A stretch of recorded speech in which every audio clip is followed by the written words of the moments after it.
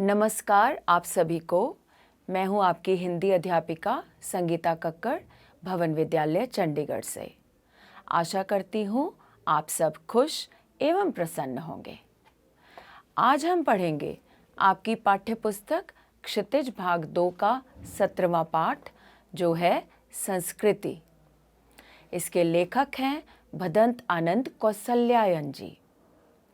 अनन्य हिंदी सेवी कौसल्यायन जी बौद्ध भिक्षु थे और उन्होंने देश विदेश की काफ़ी यात्राएं की तथा बौद्ध धर्म के प्रचार प्रसार के लिए अपना सारा जीवन समर्पित कर दिया।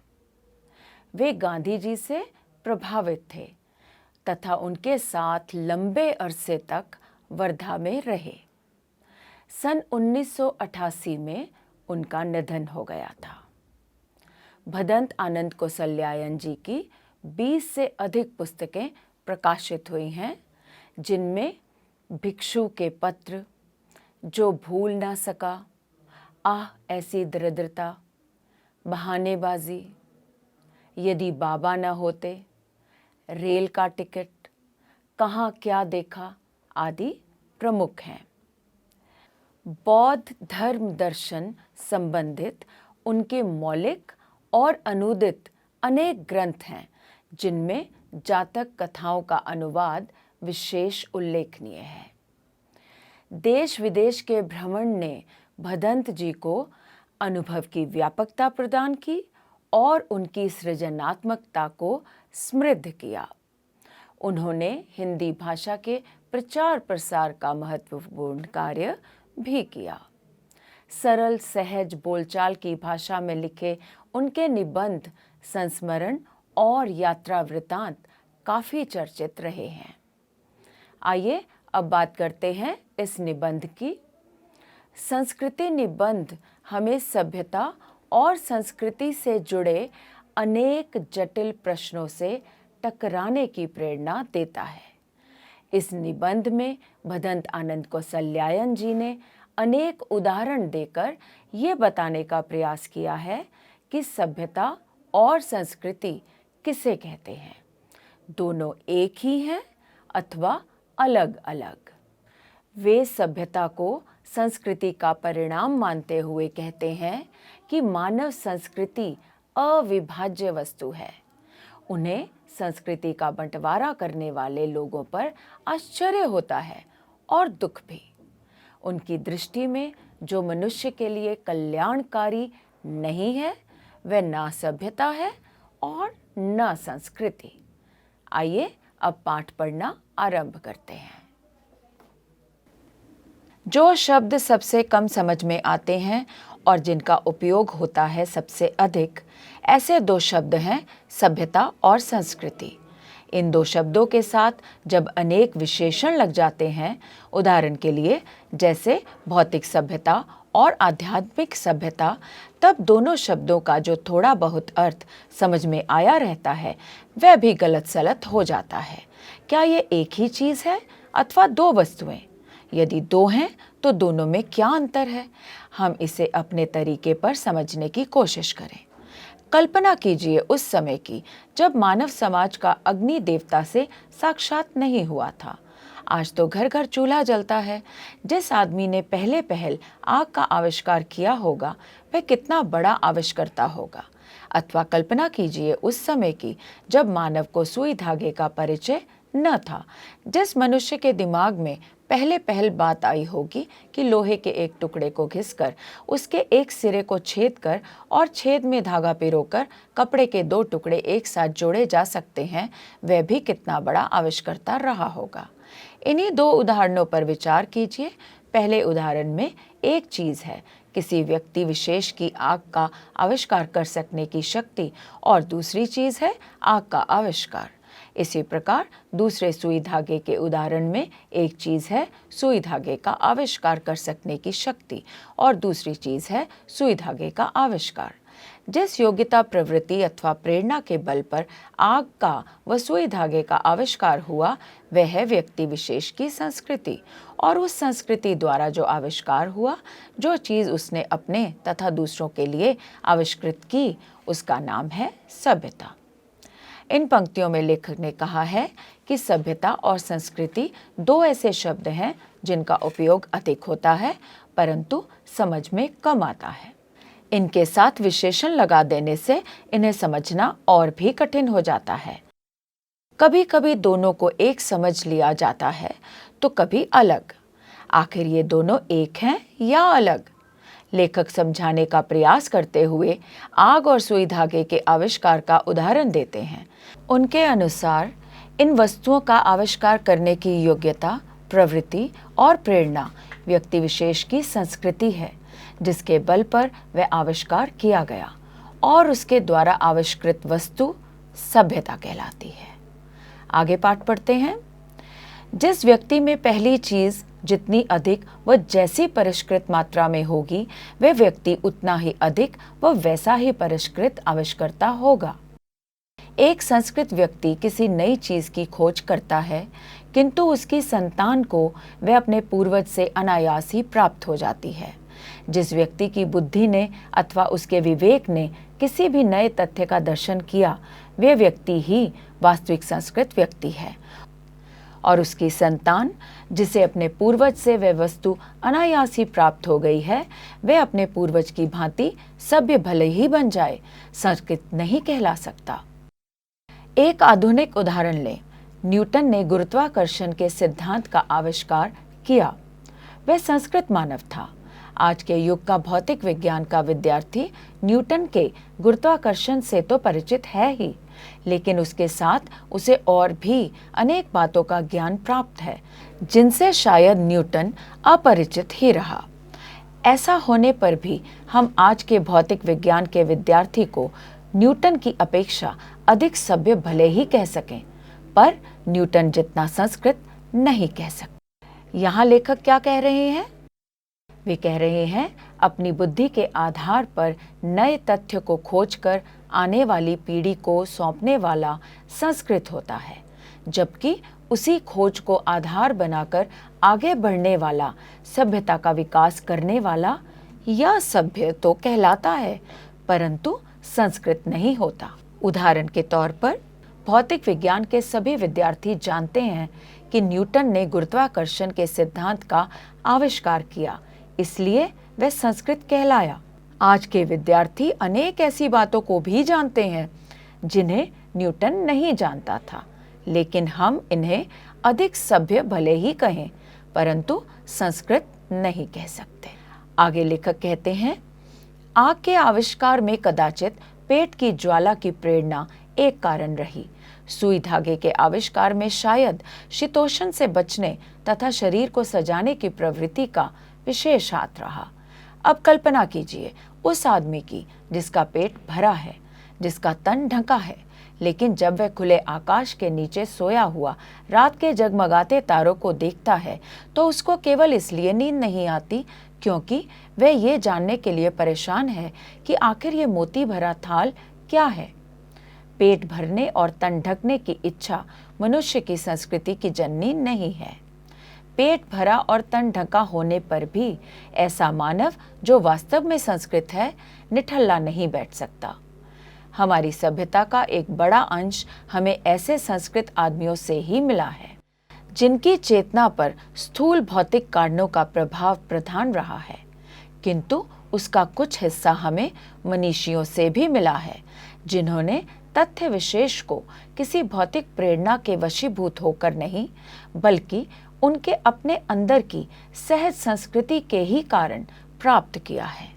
रात के तारों को देखकर न सो सकने वाला मनीषी हमारे आज के ज्ञान का ऐसा ही प्रथम पुरस्कर्ता था। इन पंक्तियों का अर्थ देखिए।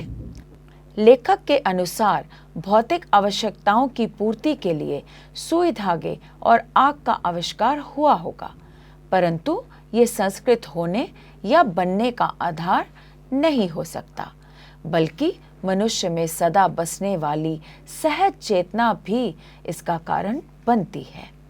इस सभ्यता का कुछ अंश हमें अपने मनीषियों से भी मिला है जो भौतिक नहीं अपितु अपनी सहज चेतना से प्रेरित थे।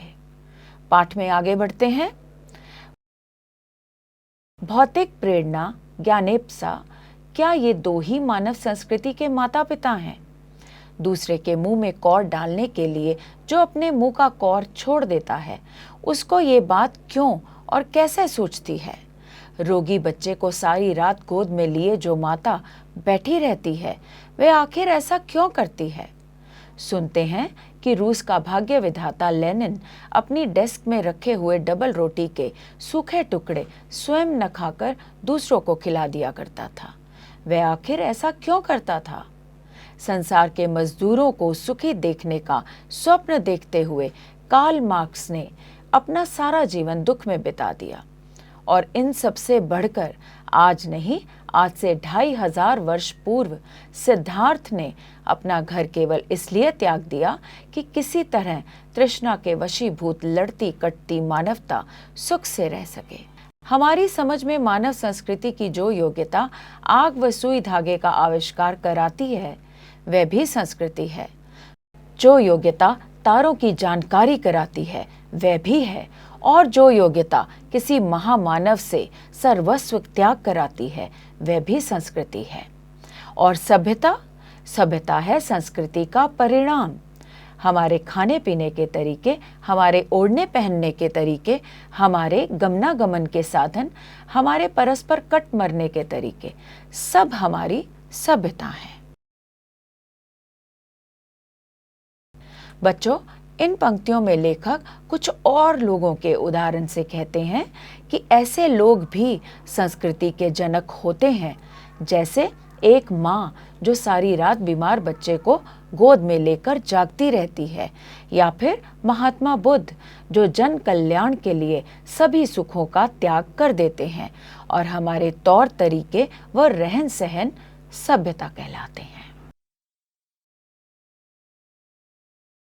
अगली पंक्तियां हैं, मानव की जो योग्यता उससे आत्मविनाश के साधनों का आविष्कार कराती है, हम उसे उसकी संस्कृति कहें या असंस्कृति। और जिन साधनों के बल पर वह दिन रात आत्मविनाश में जुटा हुआ है, उन्हें हम उसकी सभ्यता समझें या असभ्यता। संस्कृति का यदि कल्याण की भावना से नाता टूट जाएगा, तो वह असंस्कृति होकर ही रहेगी। और ऐसी संस्कृति का अवश्यंभावी परिणाम असभ्यता के अतिरिक्त दूसरा क्या होगा? संस्कृति के नाम से जिस कूड़े करकट के ढेर का बोध होता है, वह ना संस्कृति है, ना रक्षणीय वस्तु। क्षण क्षण परिवर्तन होने वाले संसार में किसी भी चीज को पकड़कर बैठा नहीं जा सकता। मानव ने जब जब प्रज्ञा और मैत्री भाव से किसी नए तथ्य का दर्शन किया है, तो उसने कोई वस्तु नहीं देखी है जिसकी रक्षा के लिए दल बंदियों की जरूरत है। मानव संस्कृति एक अविभाज्य वस्तु है, और उसमें जितना अंश कल्याण का है, वह अकल्याणकर की अपेक्षा श्रेष्ठ ही नहीं, स्थायी भी है।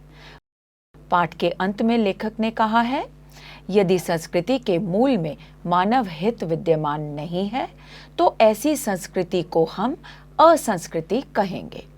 यह ही असभ्यता को जन्म देती है। मानवता का विनाश करने वाली या मानव के कल्याण से रहित संस्कृति श्रेष्ठ नहीं है। आशा है पाठ में वर्णित तथ्य आपने समझे होंगे, और उन पर आपकी जो राय है वह मैं आपसे अवश्य पूछूंगी। पर अब आइए पाठ से संबंधित प्रश्नोत्तर करना आरंभ करते हैं और पाठ में आई बातों को दोहरा लेते हैं। सबसे पहले इन शब्दों को देखिए और इनके सही अर्थ चुनकर बताइए। शब्द हैं आध्यात्मिकता, तृष्णा, परिष्कृत, मनीषियों, शीतोषण, वशीभूत, अवश्यंभावी, पुरस्कर्ता, ज्ञानेप्सा, गमनागमन, प्रज्ञा, अविभाज्य। अब देखिए इनके सामने इनके अर्थ लिखे हुए हैं, उसमें से सही अर्थ ढूंढिए। पहला शब्द है आध्यात्मिकता। कौन सा शब्द इसका अर्थ होगा? परमात्मा या आत्मा से संबंध रखने वाला। दूसरा शब्द तृष्णा। तृष्णा यानी लोभ। फिर है परिष्कृत। परिष्कृत का अर्थ होता है सजाया हुआ।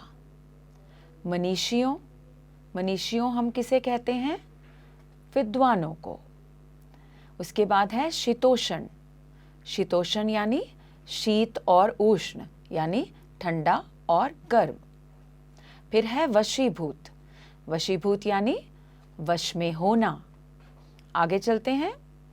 अगला शब्द है अवश्यम भावी। अवश्यम भावी का क्या अर्थ होगा बच्चों? अवश्यम भावी का अर्थ है अवश्य होने वाला। पुरस्कर्ता। पुरस्कर्ता यानी पुरस्कार देने वाला।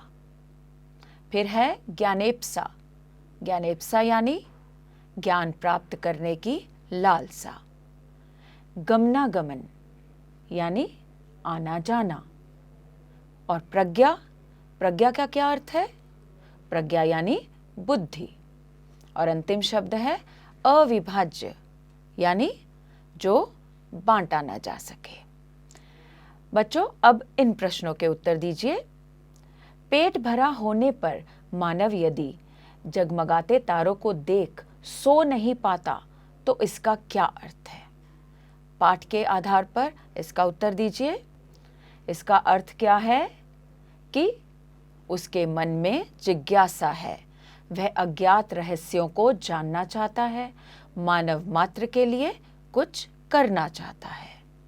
दूसरा प्रश्न, संस्कृति के असंस्कृति बनने का तात्पर्य स्पष्ट कीजिए और बताइए कि असंस्कृति का परिणाम क्या होगा। बच्चों, लेखक कहते हैं कि संस्कृति सदा मनुष्य का कल्याण करती है।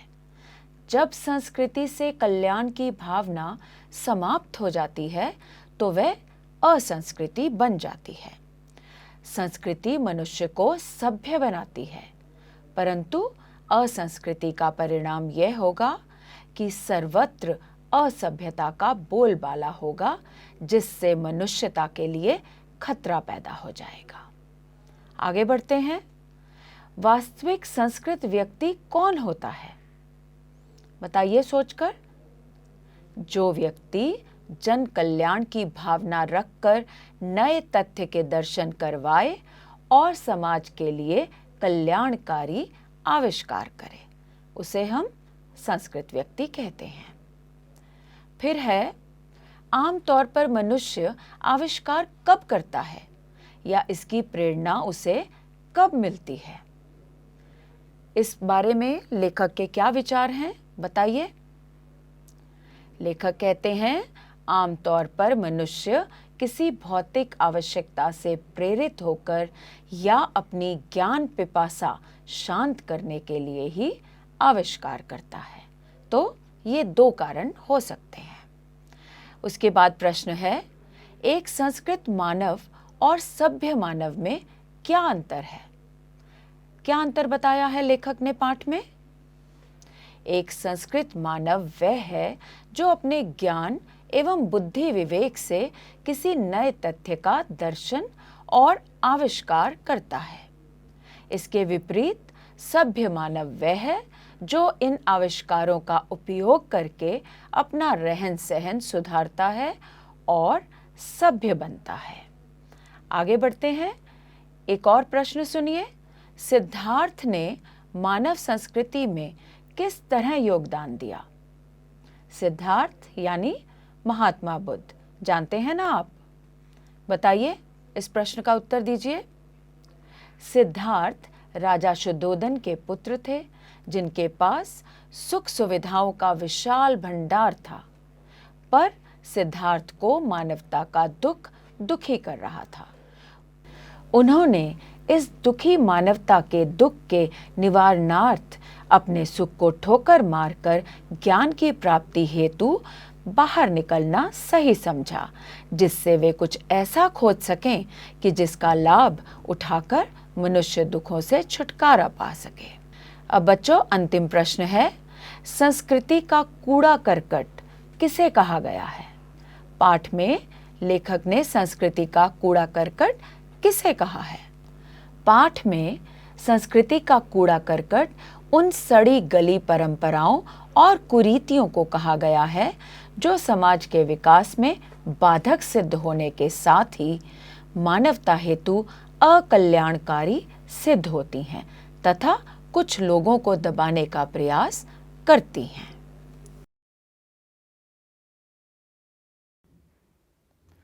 तो बच्चों, अंत में हम कह सकते हैं कि संस्कृति पाठ में लेखक भदंत आनंद कौशल्यायन जी ने ये स्पष्ट किया है कि ज्ञानी एवं बुद्धिमान लोगों द्वारा नए नए आविष्कार करने की प्रेरणा उनकी संस्कृति है, जिससे मानवता का कल्याण होता है।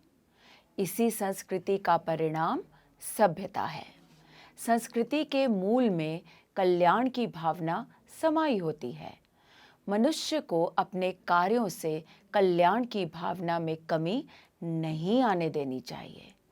मनुष्य का सदा यही प्रयास होना चाहिए कि उसकी सभ्यता असभ्यता न बनने पाए। तो पाठ यहीं पर पूरा होता है। अब मैं चलती हूँ। आप लोग फिर से पाठ को पढ़िए और लेखक द्वारा प्रस्तुत किए गए विचारों पर गौर कर अपना उनके बारे में मत लिखिए और मुझे अवश्य भेजिए।